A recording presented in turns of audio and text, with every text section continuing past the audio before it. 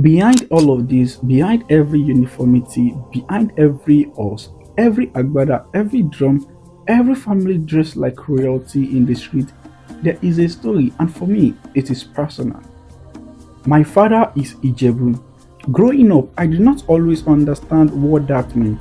I heard the word, I knew the food, I knew the pride in his voice when he spoke about food, but I did not fully understand the weight of it, the history of it, the beauty of it, until I saw this. This is Ojude Oba, the King's Forecourt, one of the most breathtaking cultural celebrations on the African continent.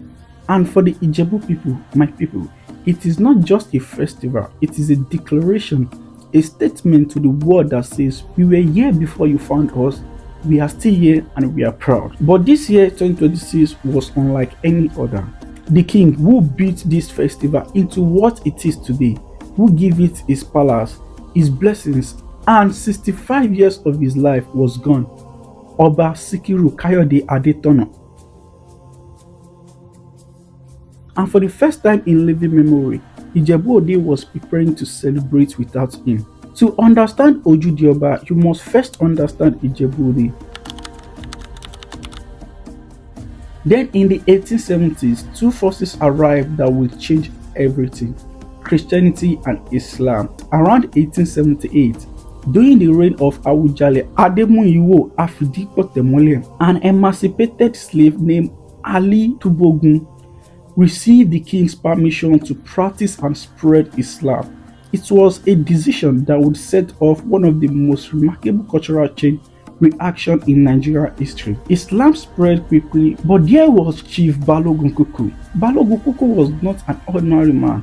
He was wealthy, powerful, influential, a war chief with more than 30 wives and hundreds of slaves. If you are part of the Kuku generation, kindly let us know in the comment section. He established what he called the Itaoba Festival, a celebration to be held 3 days after Eid Kabir, the Islamic festival of sacrifice known locally as Ileya, during which Muslims would march to Awujale's palace and pay their homage in a way that honored both their faith and their king.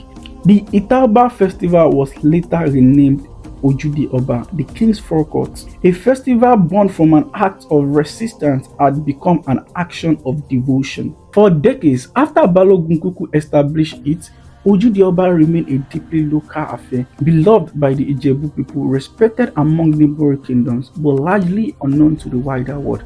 The pattern was simple. On the third day after Eid Kabir, Muslims in Ijebu-Ode would rest.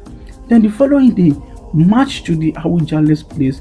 They would bow, offer prayers, present gifts, and show loyalty. At the center of Ojude Oba are the Regberegbe, age-grade societies formalized by Oba Adetona to encourage unity, development within Ijebu society. Some groups number in the hundreds. When they move together, they are a river of color, unstoppable, breathtaking. And then there are the horses, the Balogun horse parade in the crown jewel of Ojude Oba.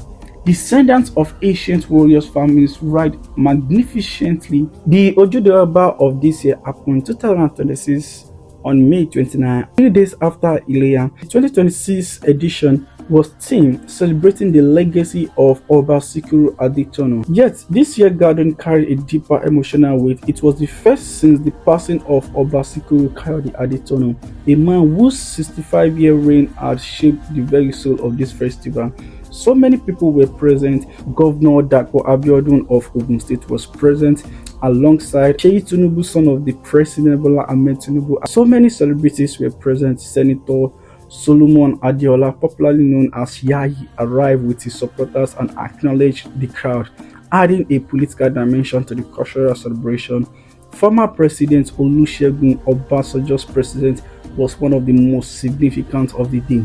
He was present. This festival is not just a festival that depends on one man. It is a festival that lives in the blood of the Ijebu people.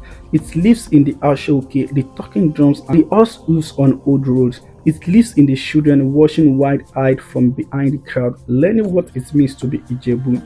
They will come back next year and the year after and the year after that. Because when you are Ijebu, the King's Forecourt is not just a place, it is who you are.